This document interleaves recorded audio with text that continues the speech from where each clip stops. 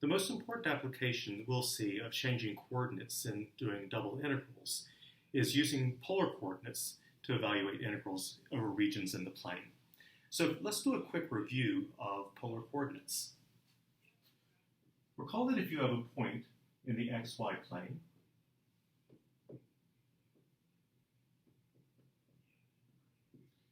we can assign polar coordinates to that point by first connecting the point to the origin with a line segment and letting r be the length of that line segment. So it's the distance of the point from the origin. And we can let the polar coordinate theta be the angle that that line segment makes with the positive x-axis. Using right-angle trigonometry, we can write down what x and y are in terms of r and theta. X here would be the base, or the adjacent in this triangle, and y the opposite. So that means that x would equal r times cosine theta, and y would equal r times sine of theta. And that gives you the x and y coordinates in terms of r and theta. Now what's going to be a little bit different from before is we're going to think about this as being a mapping from the r theta plane into the xy plane. So using the notation from previous videos, we would say that phi of r and theta is equal to r cosine theta and r sine theta. Let's look at a few examples of how this will relate to problems that we'll be working on here in Cal 3. In the first one, let's explore the equation x squared plus y squared equals 2x. First of all, let's convert this to polar coordinates.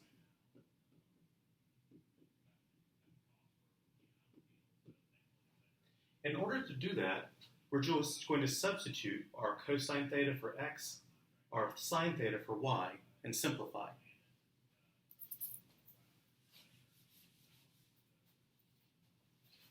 Plugging in r cosine theta for x, we have r cosine theta squared plus, for the y, r sine theta squared equals 2r cosine theta. On the left side, we're going to multiply this out, and we're going to get to use the Pythagorean theorem to simplify.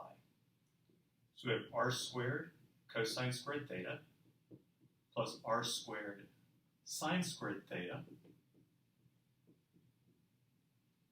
And notice that there's an r squared that can be factored out.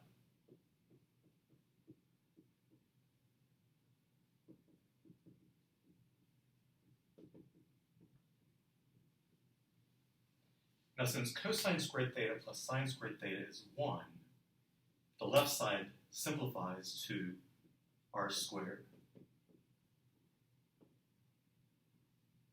A fact you might file away is that in polar coordinates, x squared plus y squared is always going to simplify to r squared. Now, this equation, we can still divide both sides by r.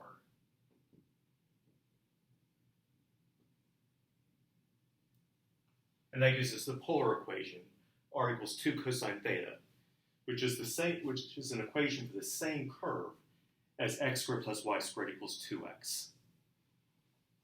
Well, let's see if we can figure out what the graph of this is in the xy plane.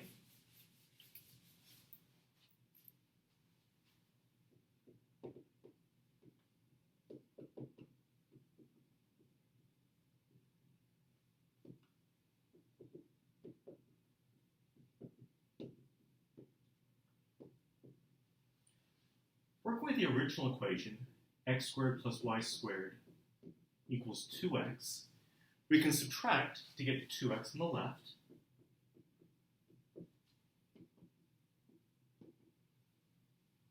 And you may recognize this as being the equation for a circle. It'll be easier to see what the center and radius is if we complete the square on x. To complete the square, I'll take half of the coefficient of x and square it. So that's negative 1 squared, which is 1. And I'll add 1 to each side of the equation. That gives me x minus 1 squared plus y squared equals 1. So indeed, this is a circle. The center is 1, 0, and the radius is 1.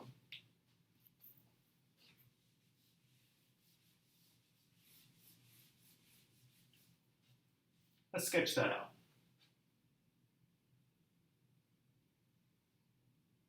The center's at 1, 0, and the radius is 1. So we've written two different equations for this. One is x squared plus y squared equals 2x, or this version. We also said that this was equal to r equals 2 cosine theta. Let's explore how these polar coordinates relate to this graph. For example, if I set theta equal to 0, I'm going to get r equals 2 cosine 0,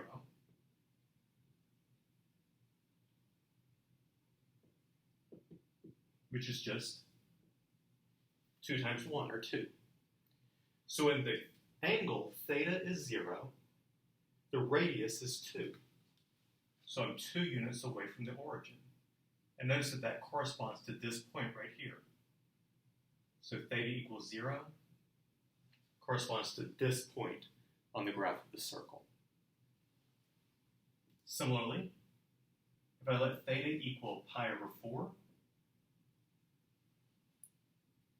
then r is going to be 2 times cosine of pi over 4, which is twice the square root of 2 over 2, or square root of 2. So when I'm at an angle of pi over 4,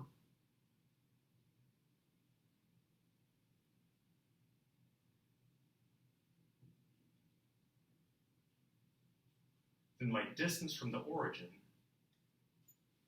is the square root of 2.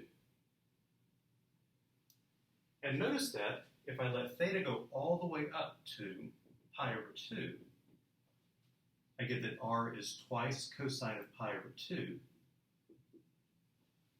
which is 0. So when theta equals pi over 2, I'm at the origin.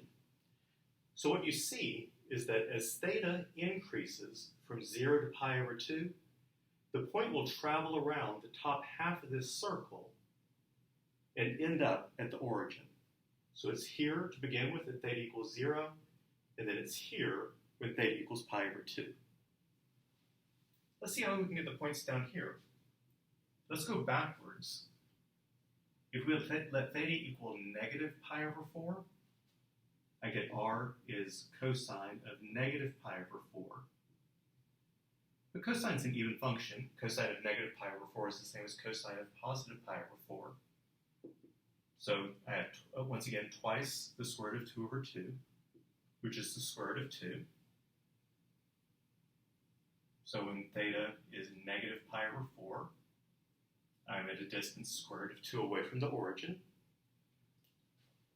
And then when theta is equal to negative pi over 2, r is 2 cosine of negative pi over 2, which is 0, which means that I'm back to the origin. So when theta equals negative pi over 2, I'm at the origin. So if I wanted to describe exactly one trip around the circle, I could start back here at negative pi over 2, travel all the way through 0, and to positive pi over 2, and that would describe exactly one trip around. So one trip around would be theta starting at negative pi over 2 and going to positive pi over 2.